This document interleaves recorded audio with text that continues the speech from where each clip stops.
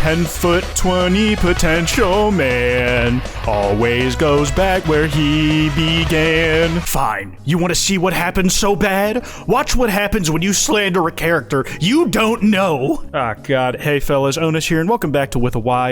Apologies for the lapse in the dailies. My internet went out, and I've been having some cat issues that I had to take care of, but I'm trying to get back on the wagon. My last video was about the new friend lore drop, where basically Mad Mew Mew, the secret boss of Chapter 5, just tells all about exactly what we're dealing with, and just how dangerous a particular hunting pack of cats is, and just a whole bunch of new lore. If you need to get caught up on that, you can check out that last video. But I have never seen the reputation of a character in Deltarune just rubber band as hard as this little thing does. Like, if you look up friend on Google Images, this guy is on the front page now. He went from being like the scary image, basically the Gaster of Deltarune, other than literally Gaster, as Gaster was to Undertale, friend is to Deltarune. Then when he did nothing in Chapter 5, wasn't the secret boss, everybody was just dogging on him saying he doesn't do anything, including myself, called him image_fraud. Then this new lore drops and everybody is just basically making fan art about how this guy is literally the devil. The thing is, there's like a new dimension to what makes friend such a threatening threat, and it's that he's like a bunch of little guys. He's like a species, which gives a lot of credence to the theory a bunch of people had that friend is actually more of a mob enemy than like a big master manipulator type. And I gotta give credit to a video I saw ages ago when it originally came out, which basically predicted perfectly back in November what it exactly was we're gonna be dealing with friend, down to Spamton's relationship with them. This is from Plage Dark, and I love this video so much I've rewatched it a dozen times. It starts with Spamton doing his little dance, a jiggy that I'm not even sure is in the game, and then it gets interrupted.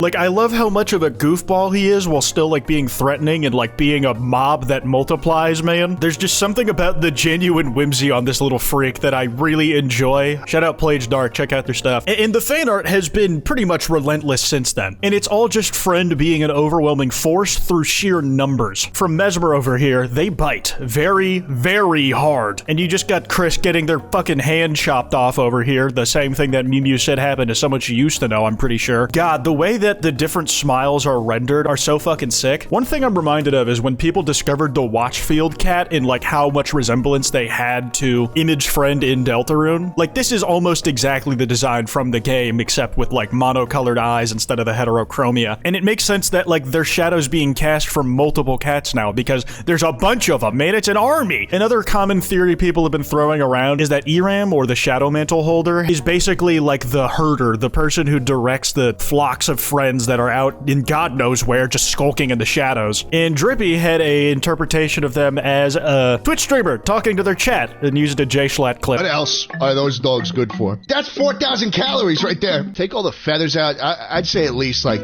probably 1,200 calories, probably 7,000 calories. Yeah, the Spamton inclusion here is really important because I'm gonna be honest, I feel like this injection of lore from Toby was, if not intentionally so, really, really smart. Like, it let people play Chapter 5 without like getting all the major lore drops that could have been in there, and like really appreciate how tight of a package Chapter 5 as a gameplay experience was, while like still doing a lot of heavy characterization and introducing a lot of lovable characters. And then like 2 weeks after the game's out, he just drops like this new dialogue bit that everybody immediately goes rabid over. It gives Image Friend another chance to beat the fraud allegations, and because of all the implications in it, it revitalizes Spamton as a character that people are thinking about, who like hasn't been truly relevant since at most Chapter 3, more realistically Chapter 2. He's only had like a few moments ever since like he was a main player in Chapter 2, which makes sense. And there was one line in particular that got people really going, and it was the one where Mad Mew Mew's body said, "Chris, if you have any protein, you must keep it hidden and never let anyone see it." And this ties into like a bunch of things. For one, there was apparently a really major spike in a trend of people searching, do eggs have protein? Which is like one of the funniest things ever because it's one of the best sources of protein. I thought that was pretty common knowledge. Maybe it was just people double checking before they made like a post on Twitter. Like, look at the spike there was on July 10th when the news first hit everybody as they were waking up in the morning. It is like genuinely humorous, and it might not be entirely due to Deltarune, but it is very amusing to think about. And the reason that matters is because we've been collecting eggs from the Forgotten Man for the entire game so far. And it led to this headcanon of, probably not the intention, but the Forgotten Man giving you those eggs kind of feels like they're just sacrificing Chris now to get friend off their ass. I don't think you meant it like this, but also bro, why? From Killer Outlet. Hey, hold on to this for me, thanks. Egg that alerts Satan to your exact location. Up till now, a lot of people have been thinking of the Forgotten Man, the dude behind the tree, as a nice guy who's like really wants to meet you again and remembers your manners. But no, bro, you're a sacrificial lamb to this guy. He don't give a shit about you. He's trying not to die himself. And then you have the evil ass friend beacon with all the eggs just collected on Birdsley's desk. People saying the police sacrifice on Undyne is like because she's also a great source of protein. Fish. Beat a pescatarian doesn't lose you that nutrient, I promise. And then there's the whole thing with Spamton and Pippis, and the idea that he has been hunted by the Image Friend army ever since like he tried to get Tenna on whatever deal he had with the evil ass fucking voice on the phone. From Ghost Cat, I have got to hide and seek. Let me in your pocket rent free, Chris. It will never smell me in here. The evil, intimidating eggs that alert Satan to your location. Yeah, pretty much he's screwed. There was another line of dialogue from Mad Mew Mew that made people think of Spamton more directly. A lot has been said that like he looks a lot different than he did back in the Big Shot days. Some people would do anything to get away from them, even change their appearance or go into hiding. He hid for 30 years. Come outside, mailman. From Killer Outlet again. This dude has just been a god at posting about this one topic. He's been milking it for all that good shit. Come outside, mailman. We're not gonna jump you. Spamton just sticking his long ass nose. Very obvious that you're in there now, man. I don't know what you were thinking. Through the blinds. And just the army of friends outside who just want to have a nice long chat with him about his life decisions and nothing more. You also have a lot of people just headcanoning Gaster, if he is like still directly connected to Friend, as just a crazy cat lady who loves his little guys. From Glubba Dance, I hope Gaster is a cat lady now. We can add that to the list of pirate, gym bro, mafia boss, and cat lady. I'm debating if I should just make a Gaster variants video because so many new versions have popped up outside of the main one of the pirate. But like it just makes like these little guys look so friendly. Like, oh, look at him. He's hiding in the fireplace, smiling at me really widely in a friendly and inviting way. Doesn't it make you just want to like go over and pet him and stick out your hand directly to offer him to smell? He's not going to do anything with that gigantic maw of his. Now, why? He's so cute. Why would he do that? The E-Ram Hit Squad. Emotionally vulnerable teenager detected. Go, my shit squad. My only critique of this art is that the friend smile in here is a little too smug and not at all gleeful enough. He needs to have a wide set of pearly whites. That seems more in character for him than me. You have Spamton back in his glory days realizing that these guys are genuinely just gonna get his ass. It's pretty much over for him, and it was ever since he made in the call to please add my fucking daily booty call to the contract, please. From some big brain. Chris, that is protein in your hand, isn't it?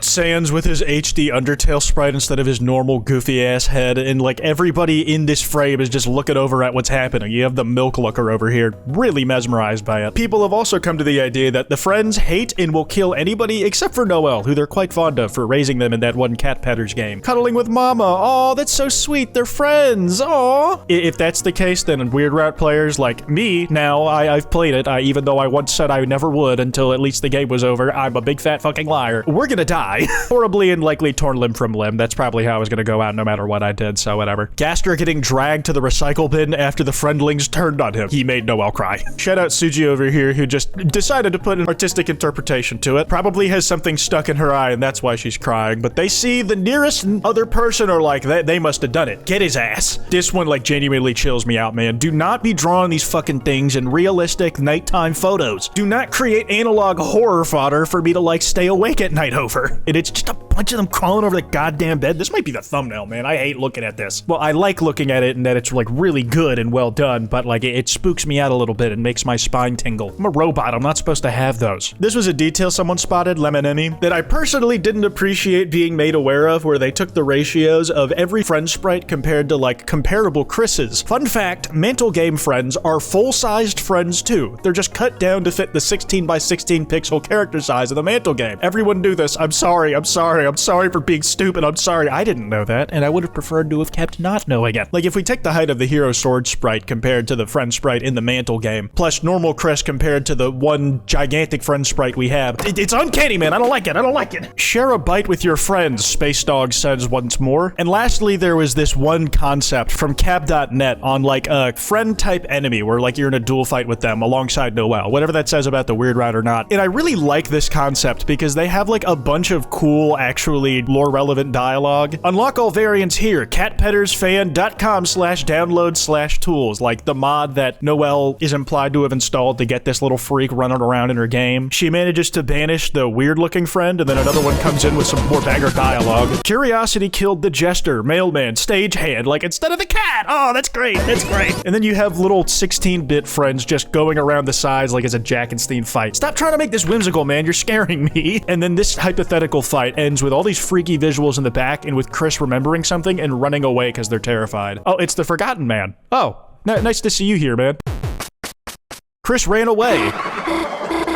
It's really good. I highly recommend watching the whole thing on cab.net's Twitter. Anyways, that's all I got for this video, man. I don't think the friend glaze is going to be stopping anytime soon with all these little bits of information we have going for us now. Be sure to follow me on Twitter at @withany. That email's in the description if you guys want to send me any video topics. Be sure to subscribe with notifications on. Anyways, piss off.